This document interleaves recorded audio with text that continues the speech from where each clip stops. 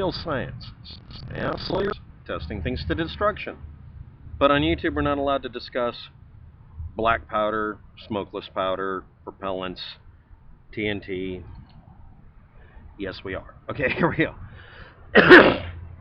Metal pipe types. Demystified. Or more accurately, I'm just going to confuse things more because I'm looking at the salesmanship pages. Actual testing of metal or any material, plastic tubing is included, I'm just using metal as an example, involves testing, not trusting what it says. If something says it's rated to 180,000 psi, you'd have to be able to test that to confirm it. And is that an impulse, high spike intensity, or continuous pressure level? And do they publish this information accurately? And is it really made for that? Copper tubing carrying cold water or hot water, or plastic tubing, isn't supposed to be used for carrying the explosive pressure changes that you find from an air gun. They can go up to as many PSI ratings as some bullets. So let's discuss this. Spot and seam electric resistance welding, steel tube. Steel sheet material is passed through contoured rollers and cold form into circular tubes with edges forced together under pressure as a butt joint. Plain English, you start off with a flat sheet of material and make a metal tube out of it. Then it's welded at a temperature about or around 2000 degrees Fahrenheit, depending on the metal. It could be any kind of metal, but we're talking about steel in this case. Only the outer part, the flash weld, is removed, even though the ratings that they're given in inches is based on inner diameter for most pipe. Not all pipe is that way. It's based on whether or not it's supposed to carry something, and you do the calculations by the internal diameter for how much flow and resistance it'll have on average. And the thickness of it is dependent on the pressure rating. And here we go with the rest of it. This outer flash is the part that's removed simply because it makes it convenient to put it through something. And the interior material may or may not be able to be removed at all. Then it is passed through a series of sizing rollers to attain its finished size as a precision item or non-precision item, depending on what it's intended for. If you buy a lot of metal tubing, and it's exactly 18 millimeters, or it's exactly 19 millimeters, that may just be that lot. However, if it says it's supposed to be 19.2 millimeters and it really is, whether it has this flashing or not, that may be correct. Also, these sizing dies have the effect of flattening out but not removing that interior seam. That makes it less of a problem. This also causes a deformation and potential weakness at the weld joint, or it might make it stronger. The entire flash weld, if it is removed from the interior, and the tube is cold drawn over a mandrel to force its interior sizing and exterior to exact measurement, will achieve, in many cases, a stronger weld, and it only is achieved as drawn over mandrel tube. And that has an almost invisible seam that's still there. It's not truly seamless.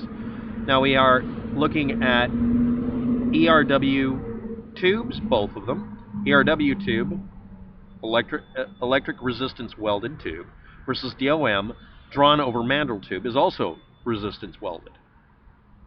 Stick and heliarc and whatever. And it could be welded from the inside or the outside or both. There's all sorts of ways for this to be done. Each company's going to do it a little differently. Or not. You're going to have to look that up. I wasn't able to find a complete listing of exactly how this works. Next. True seamless mechanical tubing. SMT. A solid steel bar is pierced through the center using a die, turning the solid round bar into a round tube. Usually has less critical tolerances and a scaly finish, but only in hot finish seamless tubing. It's not as strong as cold drawn, again, cold drawn, seamless, precise tolerance, and good finish metal. Now, how does this pierce? I couldn't find any examples of it. Do they drill it out or what? One of them is that it can be drawn over a piercing die that stretches it over it, so it doesn't actually punch out a piece. It forces its shape to change. It starts off as bar stock and is converted into this, and it relies on the metal having an integral strength level and being annealed most likely, so you can actually get away with this. Another one of them, hot versus cold, it can come out of basically what looks like a metal kiln or forging furnace or whatever the hell, hot, and be physically drawn over it while hot. But if it's cold drawn, it's cold worked and work hardened and may have a higher strength level. It depends on the metal. But it will have normally an actual, real, honest to goodness seamless surface. But it may not be as strong as the stuff that has a slight but almost imperceptible seam to it, depending on what's done. And again, the cold drawn over mandrel tube type seems to be tougher. And again, all the metallurgical stuff is implied here. Also, was it finish treated after heating and pulling to change its temperature and strength levels? Was it made tempered? Okay, now we get on to this. The same thing can be done with plastics and can be done by forming things from ceramics. All of these different materials, whether they're made for making a gear or a tube or whatever, the process that's done with the raw material may have more of an effect, and I'm sure it does always have more of an effect than the raw material. You can make aluminum as tough as steel in some cases. It's just going to have a different melting temperature. Yes, that's for all that type of people that will immediately scream stuff. So let's get that done. Now, testing. Universal Testing Apparatus Handgun. Now, this is something I didn't type in, and I should have. Well, I would never know. It spells out Utah. The guy did this for fun. He's called the Idahoan channel. And he gives all his videos video number, so you know which one's missing when they flag it. Anyway, he created a 75 caliber. That's not really, but it might just well be a 12 gauge muzzle loading pistol. And he also talks up stainless steel 416R tubing. Stainless steel is less likely to chemically react to propellants. Now, why would you do this? Why is this important? Does he start off with a piece of pipe and then fix it? Does he buy pipe that doesn't have to be fixed too much? Or does he take a metal bar and drill a hole in it so that the metallurgical characteristics of that bar, whatever it was he started off with, were not disturbed? And is that a good way to do it? These are all questions I don't have the answers for. I'm still learning. If anybody's curious about this channel, I'm learning. I'm just showing you the learning process. If you're afraid to have people see you find out you're an idiot, you are an idiot. You should be okay with that. We have lost the ability to have a little humility and a little strength. People who never admit when they're wrong, certain idiots running the country currently, who will, I hope, go away, pride themselves on never being seen as guilty simply because they just never, wrong, because they never admit it. I don't need your permission to point out you're wrong about something. The flat earth is bullshit. Sorry. It's not just that it's wrong, it's that it's a pile of bullshit. But anyway, let's go for it. But that's my opinion.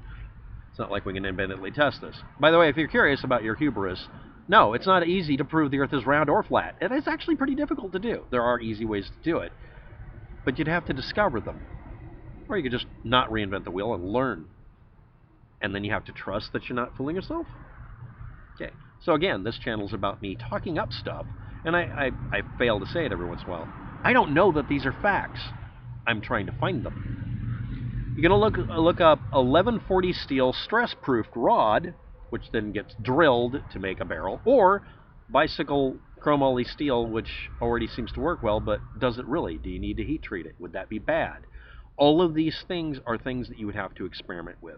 Looking up other people's experiences with this is based on them somehow magically, and you, getting the same hunk of pipe from Lowe's or Home Depot.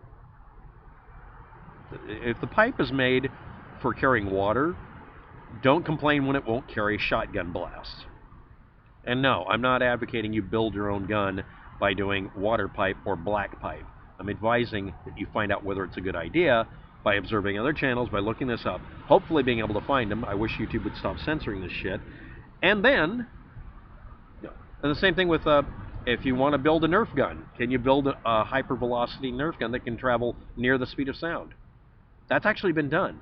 And they found out, this is kind of funny, an actual original Nerf gun is a 50 caliber, by the way. Most of them are 50 cal. You didn't know that, did you? Some of them are actually capable of tolerating being pressurized to make a Nerf dart go Mach 1 for about 3 feet.